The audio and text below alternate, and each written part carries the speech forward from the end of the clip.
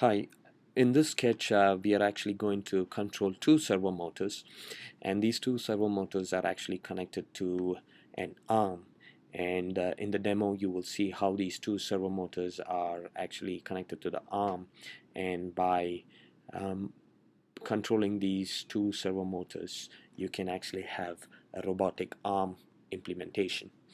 So we are trying to use the library servo, and this is actually a built-in library, and so it does not require that you install the library. So we declare two instances of your servo because you're trying to control two servo motors.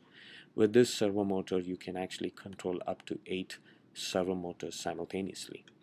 Now we have a setup function which tells us which pin these servo motors are attached to.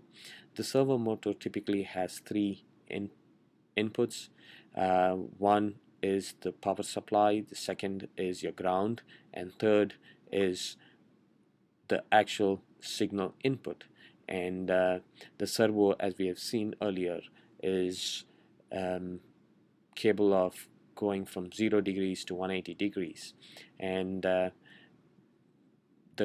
position of the rotation is actually controlled by providing it with the pulse width modulated signal. So we call that as a PWM signal. So here you can see that by using the command right and position, we are actually trying to actually provide what position it needs to go from 0 to 180 degrees. Automatically this position value will be translated into an appropriate pulse width modulated signal and supplied to your servo. And we have actually done this without using the library in our previous module, and in this module we are actually using the library, and that makes it a lot easier. So you can see that the first servo is going to periodically go from 0 to 180 degrees, so it goes from left to right, and at every point we call it for a delay because you want that uh, position to be held for at least 15 milliseconds, and you can vary it. If you want a much smoother transition you can make it even less. If you want to have a much stepped transition you can actually increase this value.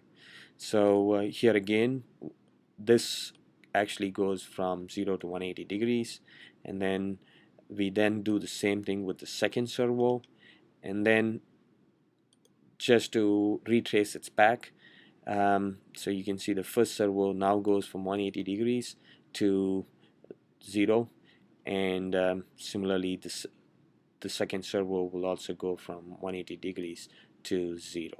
So by this you can actually see the arm making a two-dimensional motion. So you will have the arm moving from 0 to 180 degrees in the x-axis, and then again followed by 0 to 180 degrees on the y-axis, and then again vice versa. So the compilation is again just hit the verify button, and then it's done compiling, and then you can press the upload button